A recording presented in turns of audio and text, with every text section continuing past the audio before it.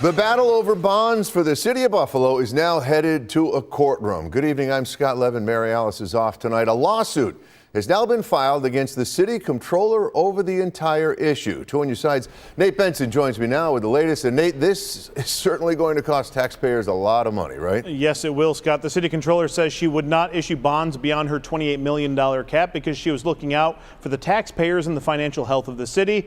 Well, now taxpayers will have to pay for this court battle between different floors of City Hall.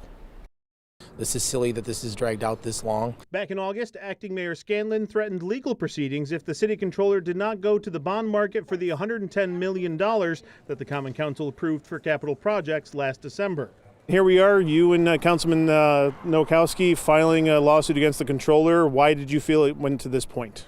Yeah, first of all, it's very unfortunate that it's reached this point, but you know, the fact that we have now begun the capital budget for 2026, we are in that process, and we need to know what we can plan for the future. The comptroller said she would not bond out more than the $28 million cap she put in place back in 2024.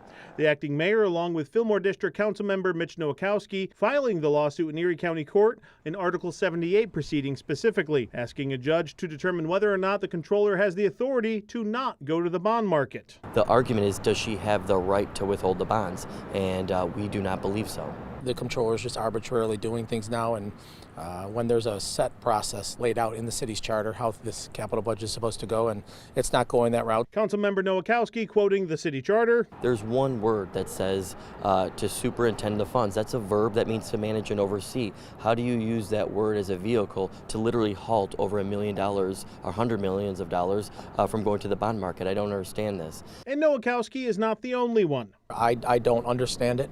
I really don't. I don't like it. I hate that we had to arrive at this. I don't think it's a good look for the city. This whole issue is going to end up costing taxpayers going to court, right? Yeah, it is. And you know, I've said to several people today, the legal action will cost the taxpayers additional dollars, but the larger cost is the delays and just how much more, millions and millions of dollars more that these projects are going to cost. When other communities see things done, we're here fighting about who has the ability within City Hall to dispose of a budget, and we already know that that lies within the Buffalo Common Council. I reached out to the comptroller's office for a comment. They said she would have more to say tomorrow at a community meeting in the afternoon. On your side, Nate Benson, Channel 2 News.